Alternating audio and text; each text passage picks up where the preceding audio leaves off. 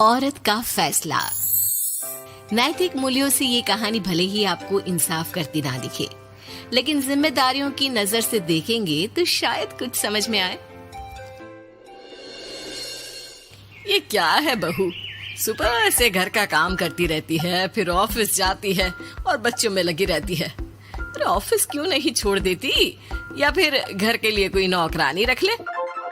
कैसी बात कर रही है माँ, जानती तो है ना अभी इनके ऊपर कितना लोन है। थोड़ा ही सही मदद कर देती हूँ तो अच्छा लगता है, और अभी उनको मेरे पैसे की जरूरत भी तो है। सुधा चंदर को बचपन से प्यार करती थी। एक ही मोहल्ले में खेल कूद कर बड़े हुए दोनों। जहाँ सुधा संपन्न परिवार से थी तो वहीं चंदर का परिवार आर्थिक परेशानियों से जूझता ही रहा। लेकिन सुधा की जिद के आगे किसी की नहीं चली। सुधा, कल ऑफिस जल्दी जाना है और 2 दिन के लिए गुजरात ऑफिस के काम से भी जाना होगा। अरे कैसी बात कर रहा है बेटा, बहू को अगले महीने बच्चा होने वाला है, इस वक्त तो उसके साथ रहे। अरे कोई बात नहीं ना माँ, उनको जरूरी काम होगा, वरना मेरा चंदर ऐसे वक्त में मुझे छोड़कर कभी नहीं जाता। चंदर सुबह घर से निकलता तो आधी रात को घर में घुसता, वो भी शराब के नशे में। चंदर की माँ उसे खूब समझाती। अरे माँ, देख रही हो ना कितना कर्जा है सर पर, काम करना पड़ता है। दिन रात काम नहीं करूँगा तो घर कैसे चलेगा। अरे लेकिन बहू को भी तो देख लिया कर, इस हालत में भी घर का बाहर का सारा काम करती है। चंदर तो जैसे माँ की बात सुनकर भी अनसुना कर देता है। ऑफिस के बाद चंदर का फोन माँ के पास आता है। माँ, वो ऑफिस के काम से आज रात के लिए पास के शहर के ऑफिस जाना पड़ रहा है, कल सुबह आ जाऊंगा। सुधा रात को कमरे में सो रही होती है कि उसके पेट में दर्द होता है। सुधा चंदर को वीडियो कॉल करती है। इनको फोन कर लो, शायद कुछ आराम मिले।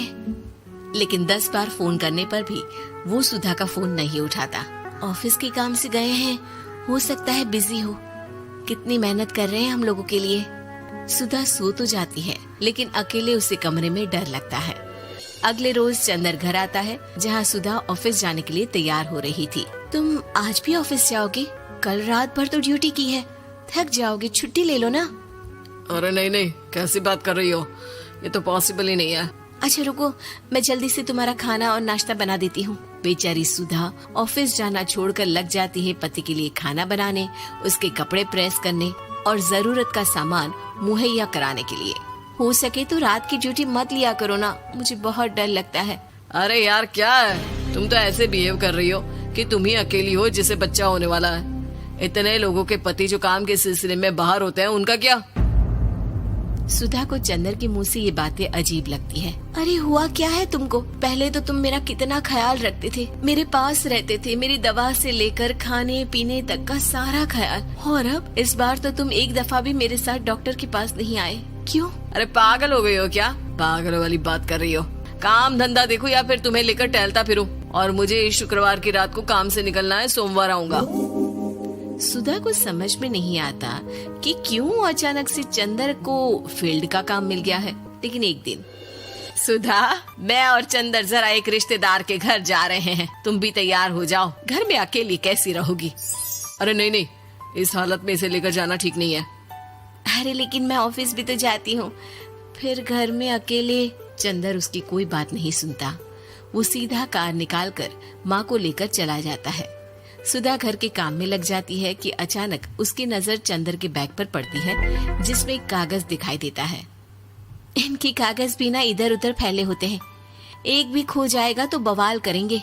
लेकिन जैसे ही सुधा वो कागज खोलकर देखती है तो वो सदमे में आ जाती है। दरअसल वो कागज नहीं, बल्कि चंदर और उसके ऑफिस में काम करने वाली लड़की चांदनी की गोवा की टिकट होती है। सुधा चंदर के बैग को खोलकर देखती है तो उसे होटल के बिल से लेकर महंगे गिफ्ट्स और दूसरे शहरों के टिकट मिलते हैं। सुधा को समझते देर नहीं लगती कि उसका पति किसी और लड़की के साथ है। चंदर के आने पर सुधा उससे बात करती है। अरे नहीं नहीं, ऐसा कुछ नहीं है, तुमको गलत फहमी हो गई है।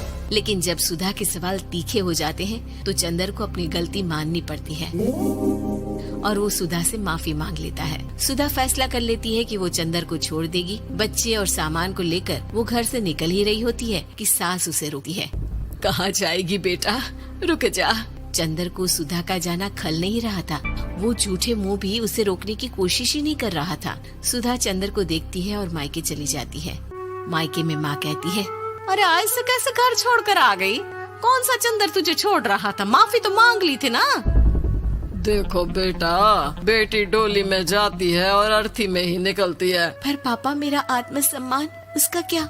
आपने मुझे पढ़ाया लिखाया है, इस लायक बनाया कि मैं खुद का खर्चा उठा सकूं, बेटी को पढ़ा सकूं, एक अच्छा जीवन पाऊं। अरे लेकिन पति की जरूरत तो होती है ना सुधा दीदी, और अगर आपको नहीं है तो इस बच्ची का सोचो जो अपने पिता से इस कदर जुड़ी है। आने वाले बच्चे की सोचो जिसके आने से पहले ही आपने पिता का प्यार से दूर करने की सोच ली। सुधा फोन देखती है लेकिन चंदर का कोई कॉल नहीं होता।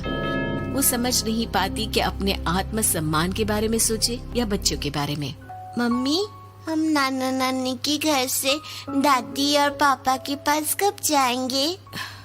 नहीं जाएंगे बेटा, अब यहीं रहेंगे। नहीं मम्मी, मैं पापा के पास जाऊंगी, मुझे दादी के साथ रहना है। और मेरे साथ? हाँ, आपके साथ भी तो, सबके साथ माँ। देखो सुधा दीदी, आपके सर पर पिता का साया होना जरूरी होता है। अपने घमंड के लिए पिता और बेटी को अलग मत करो। सुधा अब सामान उठाकर अपने ससुराल जाने लगती है, लेकिन मन में सवाल रह जाता है कि जिसे दुनिया घमंड समझ रही है वो उसका आत्मसम्मान था। चंदन ने माफी जरूर मांग ली, लेकिन कभी ये एहसास नहीं दिलाया कि वो सिर्फ उसी का है।